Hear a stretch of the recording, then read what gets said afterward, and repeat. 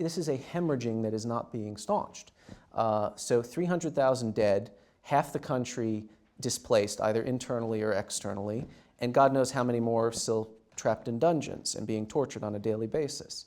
So, the question is, yeah, I agree. What is the strategic objective? What is it we're trying to achieve? Do we want to defeat or degrade and I don't know what the going euphemism is, ISIS? Fine. You have to start with first principles. How is ISIS able to hang on to so much territory? It's because you have a complete collapse of state institutions in Syria, and they're not doing the job that they claim they're doing, which is fighting the terrorists. They're fighting everybody but the terrorists, and they're fighting people who have actually fought the terrorists and beaten them before.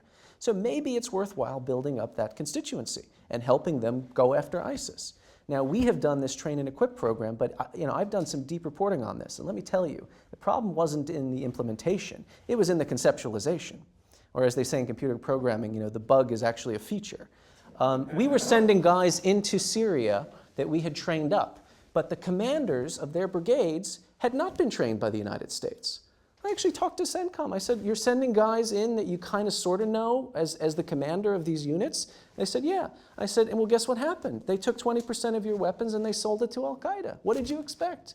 These are not proxies or assets in any classical understanding of the term. So we're doing things half-assed. And let me be very frank with you, because as you can tell, I'm not looking for like the next job in the State Department or whatever. I just don't care. There is no U.S. policy for Syria.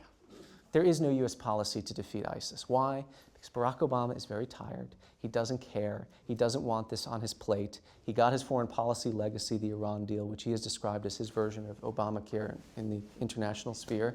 And he's got, a year and change left. So this is from Barack to Hillary with love. Now it's on your doorstep. No, I'm serious. You think I'm being glib? And I talk to people in government all the time. And the focus is on, if I may say, meaningless bullshit. How can we counter the narrative on Twitter?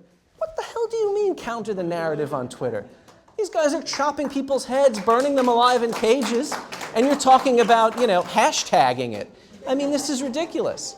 So there is a real problem in the way the United States is going about this. And like I say, this is not to say that we've reached peak America or that we're in Augustan, the Roman Empire. There are lots of people who know exactly what they're doing and know exactly how this organization works.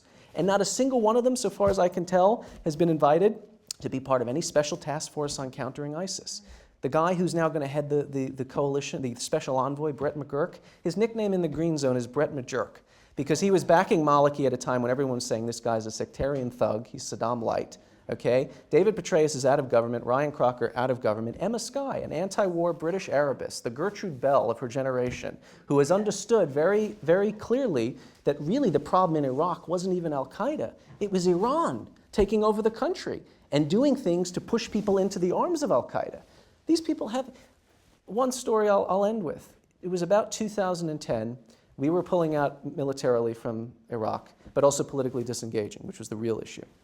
One of the guys in my book was in the White House because at that point he was advising CENTCOM on Iraq, Afghanistan, and a National Security Council member in the Obama administration, who I don't think has ever been to the Middle East. This guy, the military official, says to him, look, this is a catastrophe. Like, this country will collapse if we do what we're about to do. And the response he was met with was, well, look, if our policy succeeds, we'll take credit. If it collapses and descends into civil war, we'll just blame George W. Bush. Now, I have no love for the Bush administration, but this is not foreign policy, this is public relations policy. And that is why, we're now talking about, the Daily Beast broke a big story a couple weeks ago. What is it? 50 Defense Intelligence Agency analysts have blown the whistle and accused their government of cooking intelligence on this war. Everything from trying to interdict the financial flows, whoever asked me that question, saying, oh, we've disrupted the oil pipelines. Yeah, we've bombed the refineries we can see from satellite footage, but we've ignored the refineries that ISIS has built, the makeshift ones, in order to manufacture pump oil. 50 people. This is as big a scandal as, there's WMD in Iraq. And they're feeding this stuff to the commander-in-chief, and he's crafting policy as a result of it. This is a big, big deal. This is not fun and games. This isn't about winning elections. And there are actual people's lives are at stake here. And I don't mean Americans. I mean Arabs. I mean Muslims who look at America now as at best incompetent, but at worst sinister. And in a way that I know you're going to say, well, they've always thought, no, no, no. Believe me, this is new. This is 2.0 anti-Americanism.